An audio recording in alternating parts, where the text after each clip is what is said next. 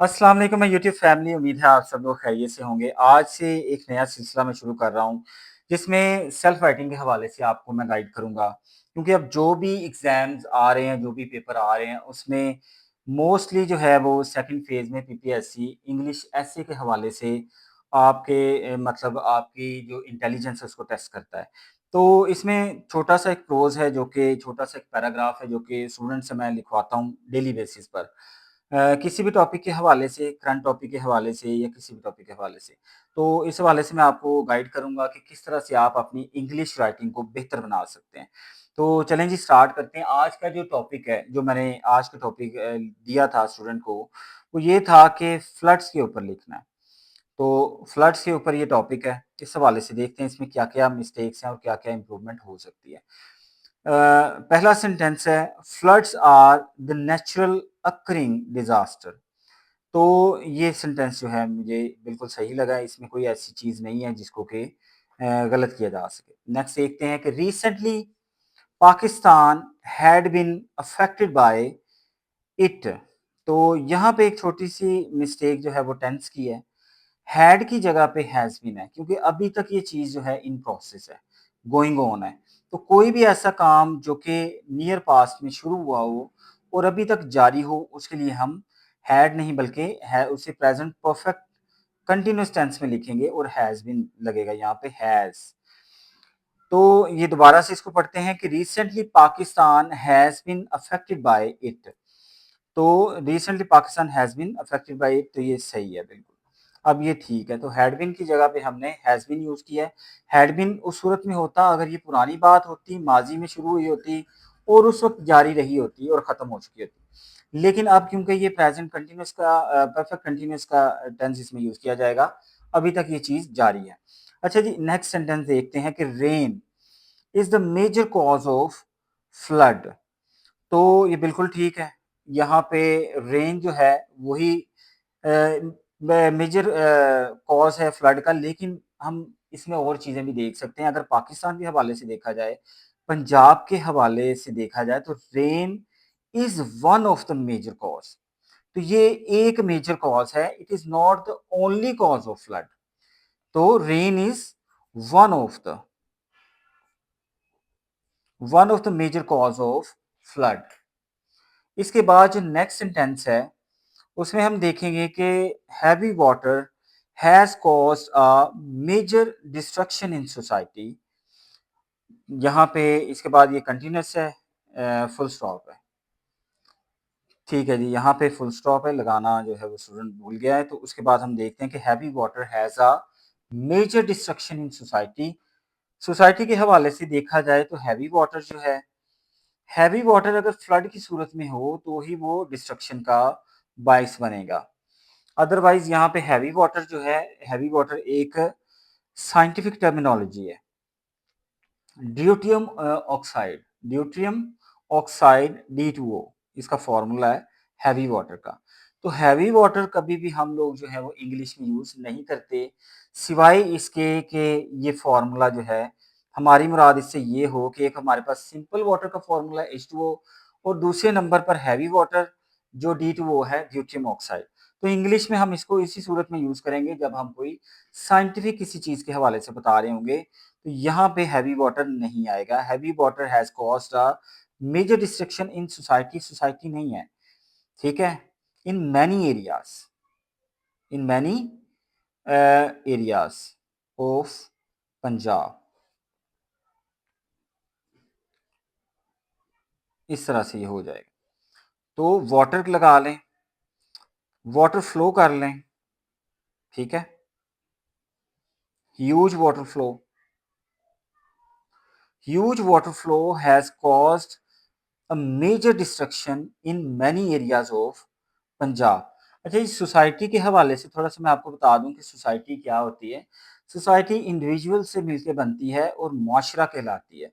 मुआशरा जो है, मुआशरे की एक पूरी डेफिनेशन है। हम सोसाइटी की तबाही पानी से नहीं सोसाइटी को तबाह कर सकते। सोसाइटी को तबाह करने के लिए आपको कुछ चीज़ें चाहिए होंगी। मिसाल के तौर पे जैसे ड्रग्स से सोसाइटी तबाह हो सकती है, बुरे कामों से सोसाइटी तबाह हो सकती है, इवल इंटेंशन से सोसाइटी तबाह हो सकती है, लेकिन पानी फ्लड, कहत इससे सोसाइटी तबाह नहीं होती लोगों का, बल्कि इस सूरत हाल में सोसाइटी का जो मोरल है वो अप होता है। ये चीज़ भी आपने माइंड में रखनी है कि सोसाइटी जो है ये टर्म जो है किस सेंस में इस्तेमाल की जाती है।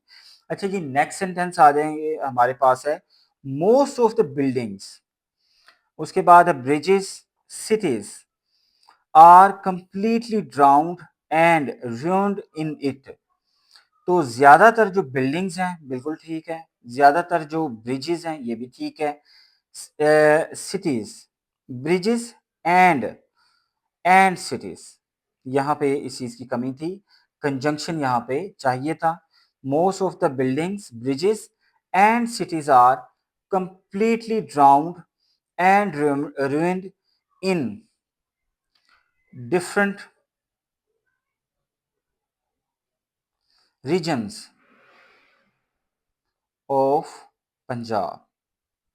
ठीक है, कि पंजाब के मुख्तलिफ इलाकों में डिफरेंट रीजन्स के अंदर हाउसेस, बिल्डिंग्स जो थी ये सारी तबाह हो चुकी हैं, रुइन हो चुकी हैं।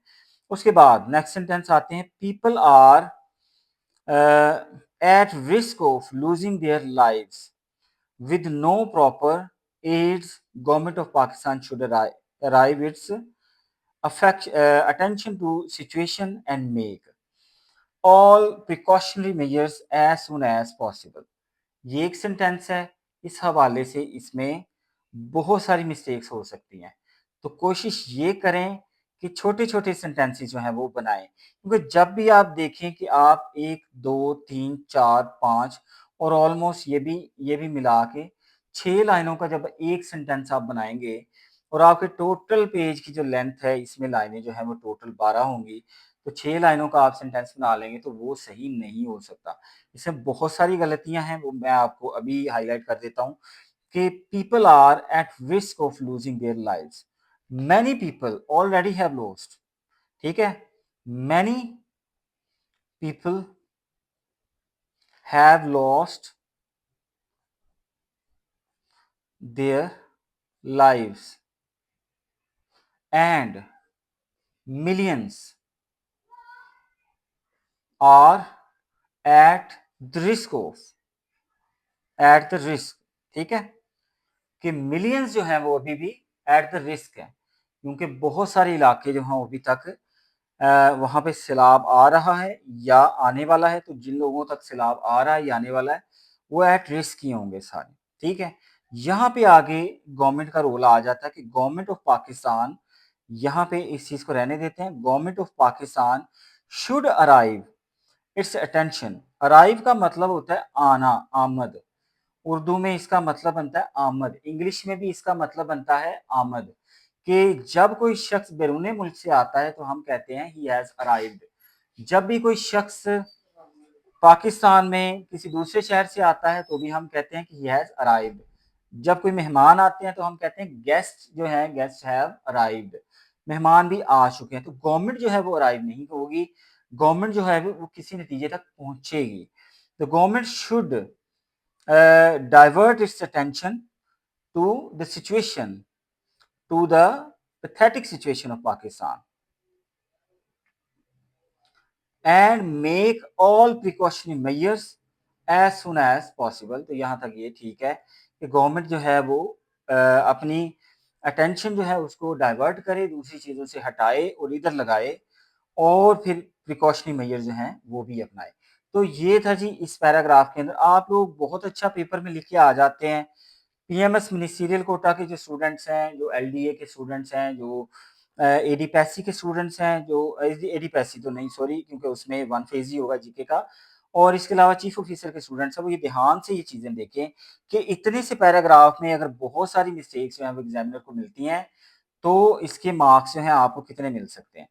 टोटल अगर 25 नंबर का ऐसे है तो 50 नंबर का ऐसे है, तो इसमें कोई आप मुश्किल से ही 5 या 4 नंबर स्कोर कर सकेंगे, इससे ज़्यादा नहीं।